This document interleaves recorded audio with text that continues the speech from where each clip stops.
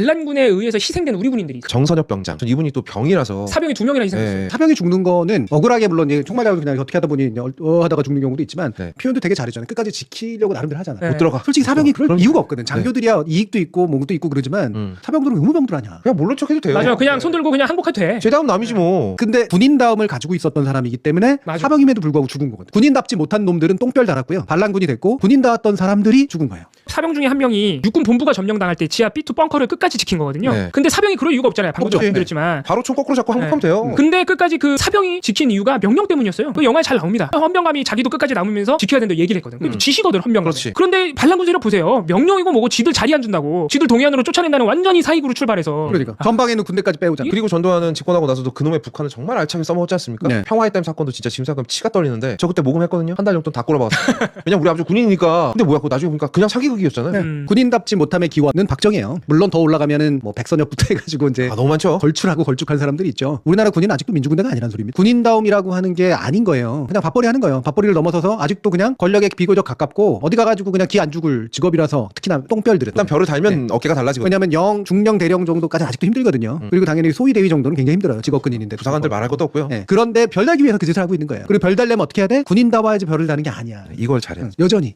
물론 훌륭한 군인들이 있죠. 그리고 훌륭하게 잘 자기 직업을 영위해서 별을 단 사람들도 있어요. 상대적으로 드물죠. 굉장히 드뭅니다. 오히려 그런 분들은 별 달려다가 떨어져 나가는 경우가 훨씬 많거든요. 장태환 그 소장이 굉장히 훌륭한 군인다운 군인인 어떤 면모를 가지고 계신 분이고 엄청난 교처를 겪었다가 나중에 새천년 민주당에서 16대 국회의원인가까지는 네. 해요. 좀 더 민주주의에 그래도 가까운 의식 세계를 가지고 있었으니까 뭐 철저한 민주투사였다거나 이런 게 아니라 제가 볼 때는 그분은 그냥 놔뒀으면 보수 계열 정당에 투표했을 가능성이 맞아요. 높은 분이에요. 근데 그러니까. 민주당에서 국회의원 할 수밖에 없었던 이유가 뭐냐는 거예요. 반대 정당이 민주정당이 아니란 얘기예요. 네. 반대 정당이 여전히 12.12의 그 군사 쿠데타 반란군들의 그렇죠. 찌끄레기로 남아서 있기 때문에 그 안에 들어갈 수가 없는 거예요. 그때가 벌써 몇 년도입니까? 2000년도인데. 민주화 이후로도 한참 시간이 지났음에도 불구하고 이게 이제 우리나라의 민주주의 현실이라는 거죠. 우리나라 군대 현실이고. 당시에 전두환 말을 안 들었던 사람이 딱 3명이랍니다. 장태환 소장, 정병주 사령관, 그리고 그 임진경 말씀드렸죠. 병감. 예. 예. 그 세 사람만 말을 안 들었다는 거예요. 군인다움이라는 게 뭐냐? 원래 군인은 사병에서 시작했거든요. 중세 유럽도 마찬가지고 우리나라 성주. 고려 시대까지도 마찬가지입니다. 영주나 성주가 하고 그렇죠. 있던. 그러니까 충복에서 시작한 거예요. 충복. 특히 이제 기사급, 장교급 정도 되면 주인한테 충성하는 겁니다. 예. 이게 이제 중세까지의 군대 개념이고 군인 개념이에요. 그리고 주인은 이기면 나눠줘요. 나눠주죠. 뭔가 이렇게 전리품들을 뜯어다가 나눠주는 게 이제 바로 주인의 역할인 겁니다. 그래서 이때 관계는 군신 관계라고 이제 표현을 하지만 이때의 군신 관계는 훨씬 더 이익에 의해서 결합된 관계였었어요. 근데 절대 군주가 생겨나고 국가라는 게 형성이 되면서 국가의 군대가 되거든요. 네. 공적 군대가 되는 거죠. 그때부터는 나라에 충성하는 거로 그렇죠. 바뀝니다. 그리고 이익을 나눠주는 게 아니라 복록을 주는 거예요. 녹봉을. 나라에서 그 사람의 직업적 안정성을 보장해 주는 겁니다. 민주주의 사회에서는 뭐겠어요? 그러니까 대통령도 아니고 상관도 아니라 나라예요. 나라.